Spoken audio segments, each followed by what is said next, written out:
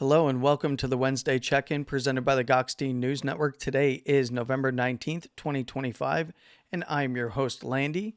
We're going to get right into something a little bit different, and this is looking at Bitcoin's hash price index. Now, hash price is going to be equal to spot price in most cases. One of the reasons why I bring this up is because there's a price duality between miner price and the true network cost to mine Bitcoin. And then there's, of course, a few other factors that miners have to consider, including, there's a lot that goes into it. I don't know if I'll explain it all today, but what I'm going to talk about here is miner capitulation, essentially, right? And we have been seeing miner capitulation. And really the easiest way to look at that is the estimated difficulty adjustments when hash rate begins to fall, because when price gets below miner cost and less efficient rigs have to shut down, they shut down immediately typically. And then we see that we get a rollover in hash rate, and it takes about 2 weeks or so for the network to catch up in terms of difficulty adjustments.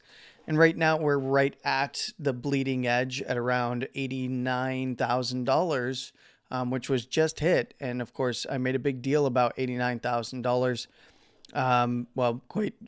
Quite often, fairly recently in the past few weeks. And of course, in the last video, on the Macro Monday video, being a major inflection point. That's where we have a higher low, a lower high swing, coming in right at a major fib level that I showed you is in a 1.168 or 16.8% above the prior cycle high. But I wanted to point this out if you ever want to check on hash rate, where things are and what difficulty adjustments are coming up and what's estimated. So we previously had a 2.37% drop, and we're estimating on the 26th another drop at right around negative 1.52%, which is going to give price some room to the downside, and not much. It's like, I think we're at 91.5 at estimated network mining value for, hash rate joules in or number power in to mine. And quite simply, I'll say what it is. What the actual calculation for this is, it's daily revenue is your hash price times your hash rate in exahashes, and that your true network value is your daily revenue divided by the Bitcoin issued, right? And there's a few ways to calculate it. You can also do Bitcoin price and mine blocks divided by the blocks. You'll get the Bitcoin price for the true network value. You can also derive it through where the hash price is and compare it to what's been mined. And there's a little bit of a margin of error buffer, but it's going to be just about equal with price. But what we are watching is hash rate rising and falling. When price is appreciating quickly, hash rate rises, difficulty adjusts up. When hash rate starts to crash down, miners shut down, the most inefficient miners almost immediately. And then we start seeing difficulty adjustments down, which then lowers the floor for where the actual network valued price can go. The next adjustment, if it is estimated to be around the 26th, is what we're looking at for the next difficulty adjustment. And that gives us right around 90,000, 600, 700 area, adjusting for the negative 1.52%. And we're like right in the thick of that. And this is a lagging metric. So this lags price. And the best way to say this, when price dumps out, the inefficient mining rigs, they'll turn off like right away, and then hash rate follows later within days or weeks. Like we typically will see those adjustments every 2 weeks or so. Like we're going to have an adjustment on the 26th, the 10th, and then the 26th. So each epoch will get the adjustments. In this case, it's chasing. Now, usually it will overcorrect and gives what's called tailwinds, and it'll start adjusting in large chunks. And those tailwinds, while they provide for additional downside and price action, it also allows miners that buffer, right? So the efficient miners get to keep stacking and then start sucking up supply too, or keeping or holding back that stacked supply, which usually creates a violent snapback. Right. This is called minor capitulation. Some people use hash ribbons. Some people use what is it? The difficulty bands. Now I can't think of the difficulty ribbon. We're not inverted yet, but we will likely invert soon to kind of get that runway called a tailwind in the mining industry. And that usually causes a big snapback. Now, we're not there yet, but I'm going to go over to price action now. And one of the big things between the miner side, and I don't often talk about the miner side of things, but for those that know, I do mine Bitcoin, right? So I am tapped in and have a pretty deep understanding of this stuff. Now, granted, I'm not in day-to-day operations, but from the business side of things and the investment side of things, I've made it my business to know where things are going and why. And I have some internal calculations that I was doing and comparing that to the global network and kind of where we're at, where we're going, and it lines up perfectly with our technical analysis that I've been presenting. In fact, it is so confluent right now that we are within the discount window. We actually tapped on the discount window, right? We were about 91.5 when looking at hash rate for true network price. Of course, but price that's being traded is live and constantly adjusting, right? So at about that 91.5 for true network price, we came in to a discount zone right at our major level on the weekly here that I talked about, the upper half of this weekly zone, which is and I'm gonna explain these tweets in just a second, or posts. And that's where we have the higher low that comes in on this 1.168 at 88.7, right? You can just call it 89. We did dip down and touch that line, and then we got a lower term time frame bounce from it because we were within the discount window. If it dove aggressively, that's deep discount. We're probably looking at deeper adjustments on hash rate and maybe tailwinds kicking in quicker if it were to drop specifically around $86,000 on a closing basis for the weekly. Then we're looking at probably 2 weeks later starting to get real deep drops in hash rate in the 10 to 20%, possibly even more, and start building up to like 40% drops, which provide for like massive tailwinds. But during that time frame, while hash rate is, while we're getting that difficulty adjustment and hash rate is falling, and we're playing catch up, because it does lag, that's where you have to entertain trips down here that are structural breaks for longer term timeframes like the monthly.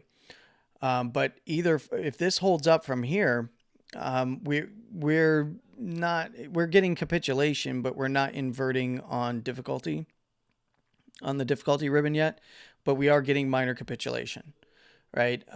We're already in minor capitulation. And I noted, based on my calculations and this is based on internal metrics, but I put out a post because I was doing some of my reviews as we come into the end of the month on the mining side of operations. And I said Bitcoin is trading within 3 to 13% of above all-in break-even for the most efficient mining fleets. That is something that I'm not going to get into explaining now, because that's where you have to factor in marginal rigs, which is the average rig that's going to be shutting down, and marginal rigs on real power. It's equal to your electricity plus your minimum capex burn. I'm not going to get into explaining that. It's really getting deep in the weeds for those that don't really care. You just want to know where price is going. But I said I'm going to break this down, and I'm going to continue to break this down and how you can understand Bitcoin's true network value versus speculative premium, and how to identify discount versus premium. We dove into the discount window a little bit, but the discount window is down to $86,000. Below there, we're going to see some heavy capitulation, and that's where we're possibly looking at tailwinds starting to kick in on the network side of things. And look, I know a lot of people go, well, the market makers and the ETFs, they're selling, they're buying. No, that's not how that works. you have to understand the duality of price when it comes to Bitcoin, and how there's this ebb and flow between the network itself and the token price in the real world, and why we get some of the sharp moves that we get, upside and downside. Miners play a very big role in this, a much bigger role than you would than most think when they're just evaluating price action. But I said, BTC trading between 91 and 92 when I put the post out. It was still, I was still expecting it to dive down to around the, 89 and below, to hit this 1.168. Obviously, I talked about this Monday last week, so on and so forth, right? This was already on the table. We already knew that this was coming.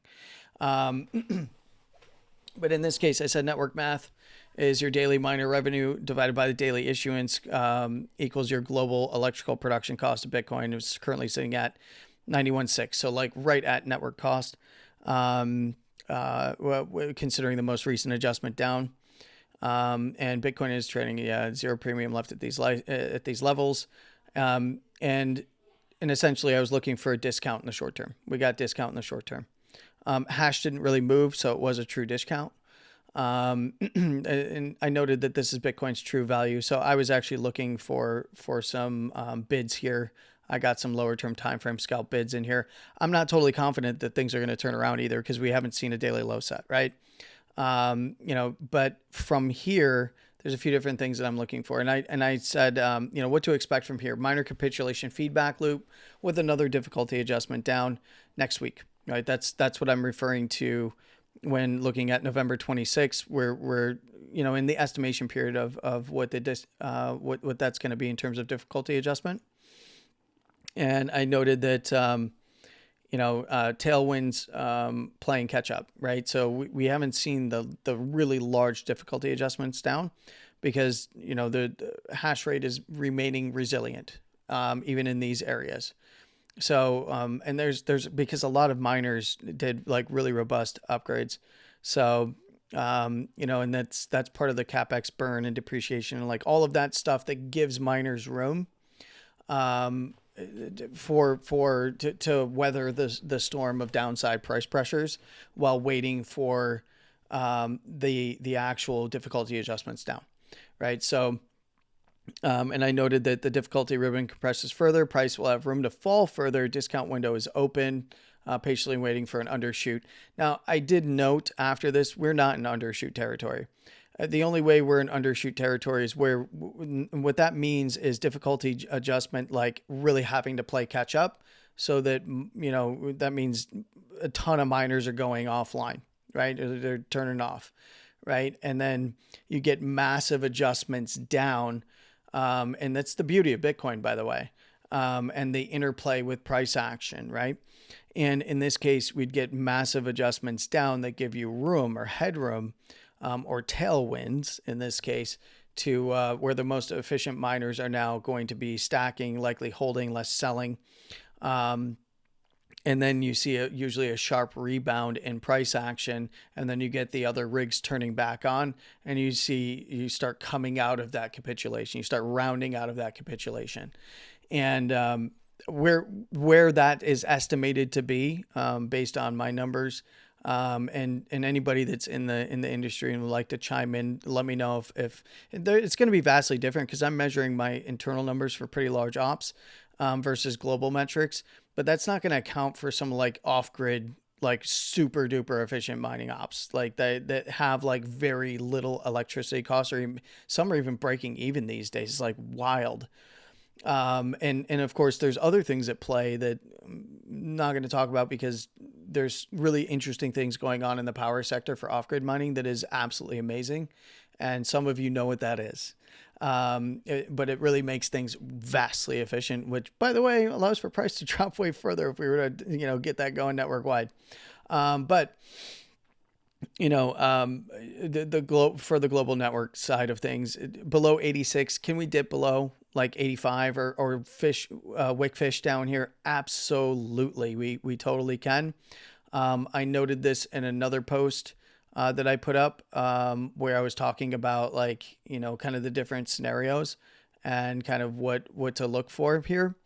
You can go find that on X, probably my most recent pinned one, if I'm remembering correctly.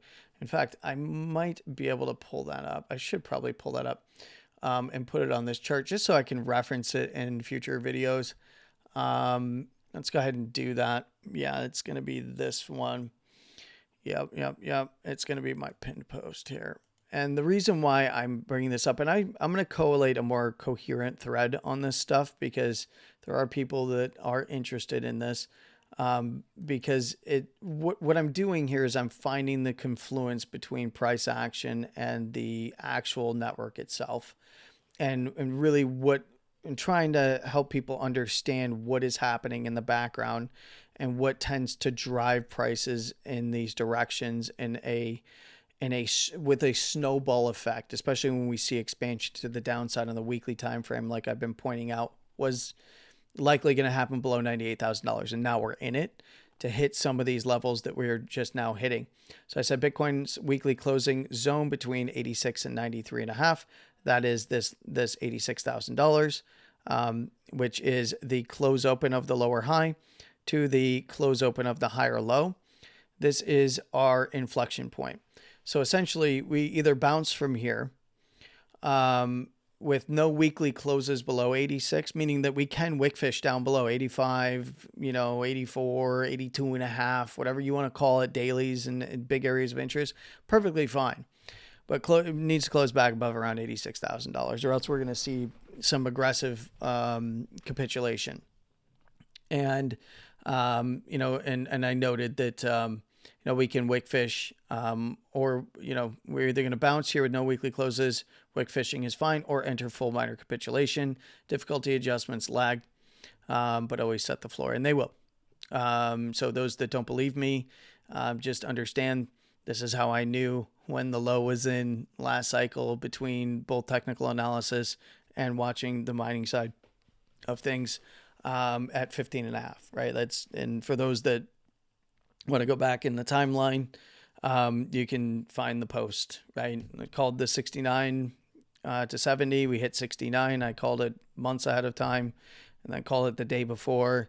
Same thing, called months ahead of time, 15 and a half, and then called it very, very shortly before it actually hit that area of interest. And that's from technical analysis and watching the mining side of things and finding the confluence between the two. But we hit the discount window. So let's go ahead and shut this down, actually get into the TA, because that's really what you're here for, right? All of what I just said, your eyes glazed over, you fell asleep a little bit, and you said, Landy, shut up and tell me what's going on with price. Where is it going next? And before that, I just want to kind of just show like this is how beautifully technical Bitcoin trades. And in this case, coming down into, of course, tap the weekly, got a nice little bounce around that 95, 96. There's daily POC. I've showed you that plenty of times before. And then diving down towards that $89,000 low, right around our 1.168 at 88.7. Bounce up to 93.5, so essentially our 93.5 to 89 zone here. Come back down, tag the bottom side right at that 1.168 or 16.8%. This is not a 618, it's a 16.8% above the prior cycle high at $69,000 at 88.7. And remember, we had, back here, we had, well, it's on the 15-minute chart. I can't scroll back that far without actually doing a ton of scrolling.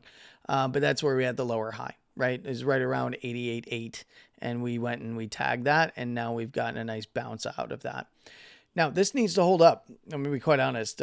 Bulls want to see this hold up and bulls would prefer to see moves back above 93.5, and especially hit the top side here and start running back towards 96. Be aware of the bottom side right around $94,000 because it can fish out of the 93.5 and come up and kind of do one of these things where we get a move up like so and then come back down around the bottom side where we see, hold on one second, where we see, like the lows coming in over here that came in right around 94. Just be aware of swings that fail. And then you really have 94 to 96, and then we can start looking back up to 98 to 101. That'd be the next big area And I'd be looking there first on any upside moves. Otherwise, you have to watch this downside here. If this 88.7, $89,000 area is dropped, well, we're headed towards 86 and possibly outside the bottom of this big weekly zone. So pretty easy to understand what's going on here. We need to see a low set. How would that occur from here? From a technical point of view, and I don't like this, but from a technical point of view, any close back above the Wednesday candle high here, which is coming in at, let me look up there, 92,950, right? Technically, 92,950, 93 is where you'd see a technical low actually in. And of course, it's a lower low. I would argue that we need to see it above, $93,500, $94,000 above here to really call it a solidified daily low, which also doesn't mean that it doesn't just turn around, dump right out after setting a low. But what that would do from here is provide for, some bit of really long. Yeah, no, it's not going to provide for anything.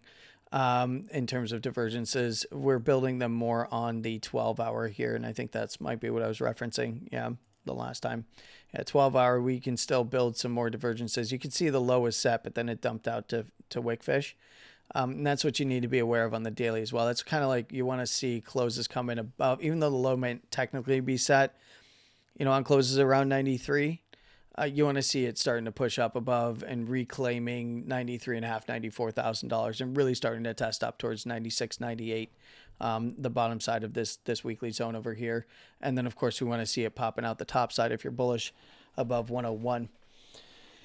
But, otherwise it's down. I mean, quite honestly, the move is still ongoing for the daily, 2-day, so on and so forth, right?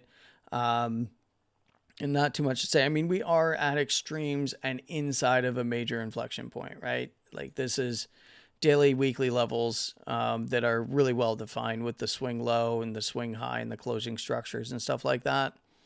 So just be aware, like this is big. And I've said this before, 89, 88.7 on closes below, we're either have already tested down to 86 and possibly outside the bottom side of the structure. In and around 84, $83,000, $84,000 is fair game, but you need to see it closing back inside. Otherwise, it's full capitulation mode for miners, and any bounce is going to fail and or just continue to dump.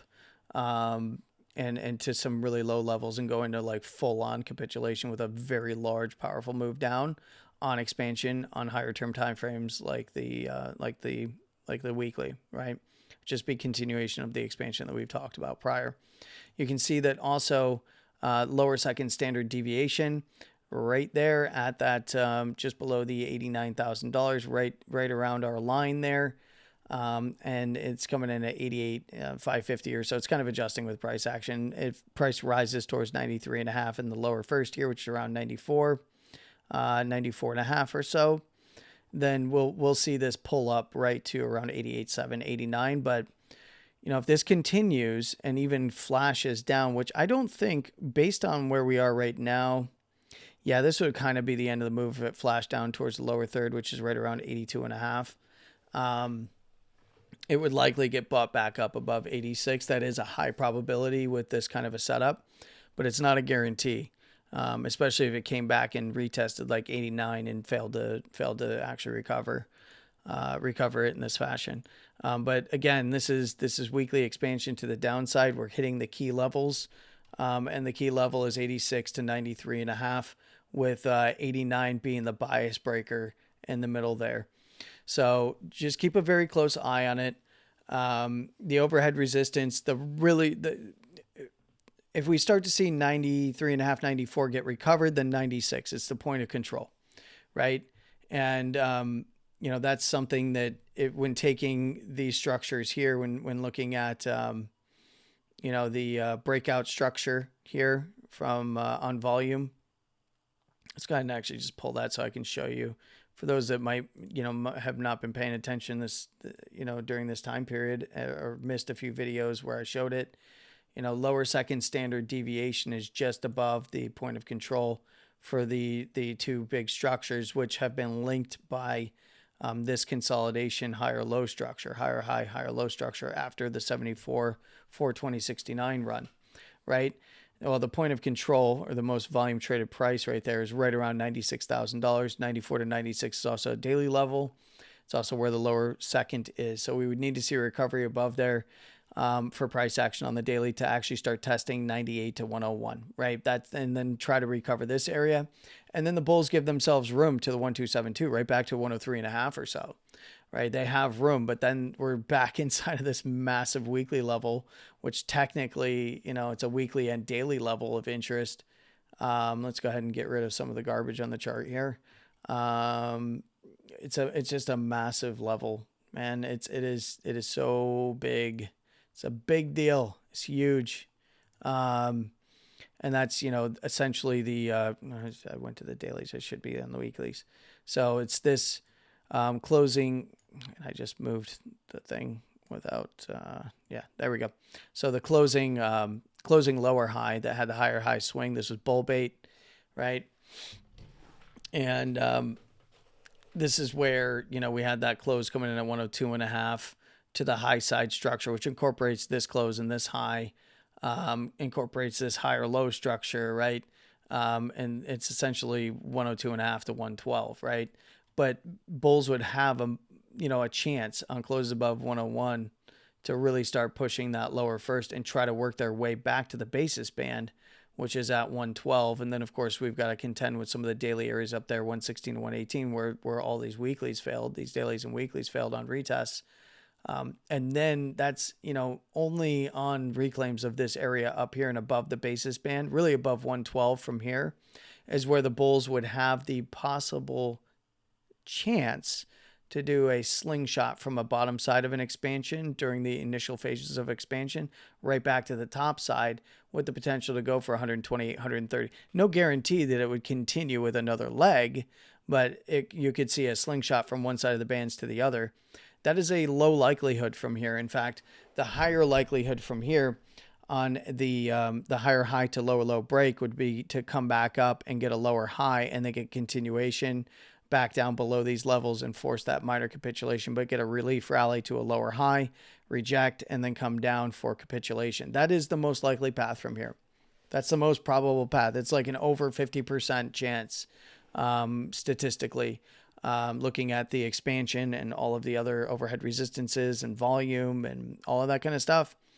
And because of hash rate rolling over on the Bitcoin network, right? When it starts to roll over, it's going to be tough to avoid that type of a rejection. But above 112, we would see adjustments back to the upside, hash rate increasing again, more miners coming online, and we would see a very high likelihood, especially above 112, that we would start to go and slingshot back towards the 116, 118, with the possibility of just going from one end of the expansion to the other and running the highs again. And then we just figure out to be quite honestly, from a network level, that would actually shock a lot of the bears and would likely provide for a potential recovery to another leg. Potential, but it's not a guarantee. In fact, we'd have to really be careful if we saw something like that, because the more likely scenario would be to bounce from here, hold this weekly zone 86 to 93 as a wider zone,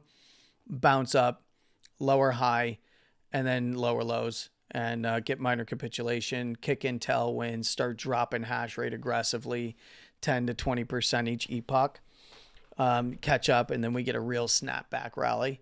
And then we kind of follow things from there in terms of trending structure and all that kind of stuff. But reality is that this is a very dicey time and you should be paying attention, right? And for those in the market right now, you need to understand that we always talk about this, at least here on my shows and any of the shows that I go to where I'm fortunate enough to be a guest speaker. Big shout out to David Gockstein for any of the shows that he has me on. Obviously, I'm partnered over there. But, also a big shout out to Dave, Nat and Cool, and Cade, and many others who provide a stage for me to blab. I've talked about this for a long time. You pay yourself on the upside moves and you cherish the downside. No matter how deep this goes, cherish the downside.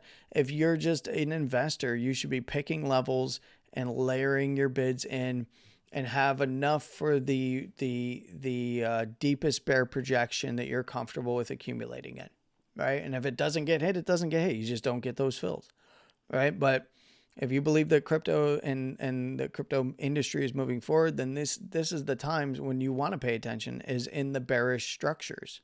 Whether this leads to a full-on bear market or not, doesn't matter. You should be paying attention during the bearish structures, because that's when you have the best chance of identifying value. And as it stands right now, we hit the discount window, but the discount window is going to be sliding down. So, it's kind of bounce here or capitulate here, right? So understand that it's bounce here or capitulate here. That's where we are in price action, and this is the inflection point. This is the inflection zone, 86 to 93.5, and the inflection point within that zone is right around 89 and just slightly under that 88.7. So just pay attention. You want to pay attention. You should cherish cheaper prices, because one of the bigger fears that many had was that price would just rocket away from anybody having any chance to actually get Bitcoin or whatever it is their favorite asset is, because all of the bigger institutional players involved. But you're getting discounts, and if we get even deeper discounts, you should definitely take advantage of it, because in the long term, there's only so many Bitcoin, baby, and you can never have enough. So with that, I wish you a wonderful Wednesday evening. Please like and share this video out there. And of course, I will be back here on Friday with the Friday recap, where we're going to talk about where price is at the time and then what to look for over the weekend. And, if I'll try to follow up this conversation and try to do a better job of maybe formulating my thoughts in the future in a post about how the network interacts with price, because I think it's very important. I call it like the duality of price, but that are linked. It's linked, but it's a duality of price. There's a speculative price, and then there's the real network price and costs that go into the network. And Bitcoin is more than just a token. It is a network, right? And the network is the true value. And then we have the speculative price above that true value and below that true value. And it takes a little time for the network to catch up and adjust to those things, but that's by design. And that's what provides for some of the most beautiful opportunities that you can find in Bitcoin. So if you want to get into Bitcoin, you got to pay attention. And honestly, if you want to get into Bitcoin, you don't want a lengthening cycle. You want this thing to go into a bear cycle so you can get more. But we're right at the inflection point right now, and we'll see kind of what happens over the course of the rest of this week, and I'll catch up with you on Friday. And you have a wonderful morning, afternoon, and evening, no matter where you are in the world. Please trade safe, and of course, as always, stay safe. With all that being said, Landy out. Take care.